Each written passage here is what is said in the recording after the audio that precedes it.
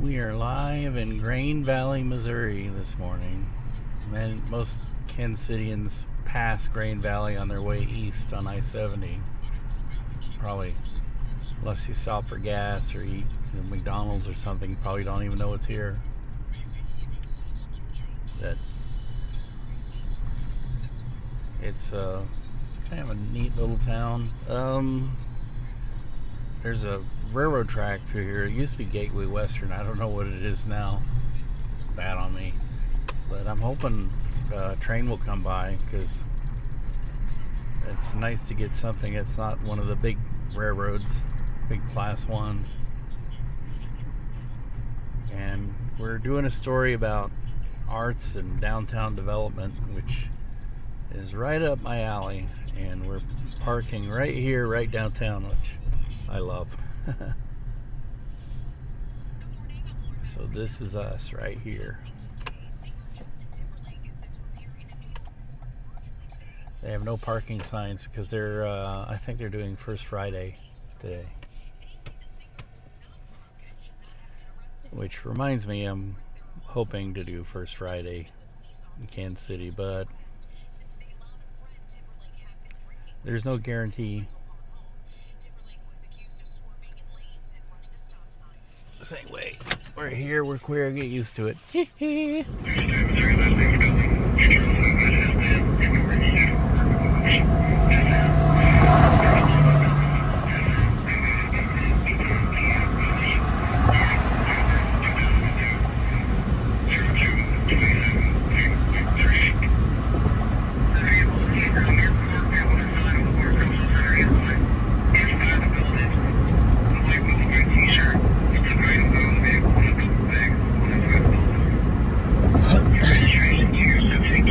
Last for the week, hopefully. There's a water main break, and all of North Kansas City on this side has got a boil order.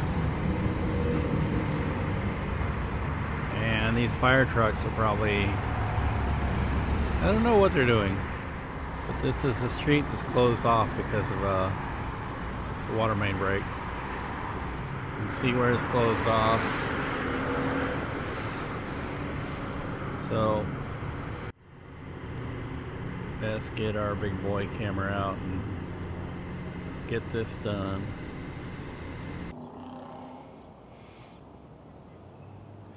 KC Mo, and the weather's getting really nice. I missed this place last week because we were going on our little trip to Lawrence, KOA. So let's make up for it. The topic.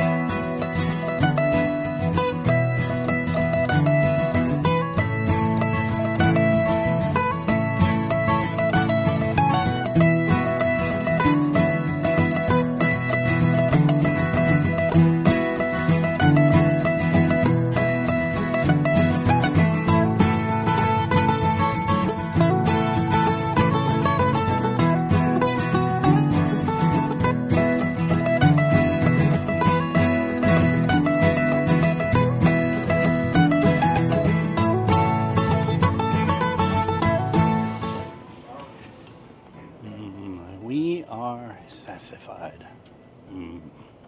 Am I spending a lot of time in Rosedale these days?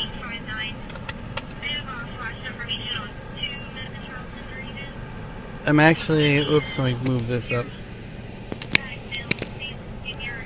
I'm actually here to pick up the Navion, but when I got here I went to check for the credit card, which I'm supposed to use, and I don't have it, so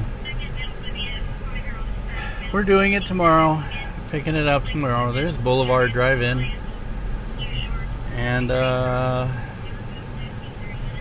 the final ouch bill came to $1,400, which is about the same as the mobile RV quoted me. Mobile RV guy quoted me. So, but I really like these people here, and I just spent, the guy that fixed it for us, his name is John. I just spent a lot of time talking to him about RVs and stuff. And yeah, they're really nice people. It's a family that owns this, and that's pretty hard to find. It's especially in the RV business, a small locally owned family. I mean, they're there, but they're not common, I don't think. And most everything is taken up with Camping World type businesses. Camping World is like dominated. All the RV sales all over the place. I think a lot of people went out of business when they came into our area. That's what John was telling me.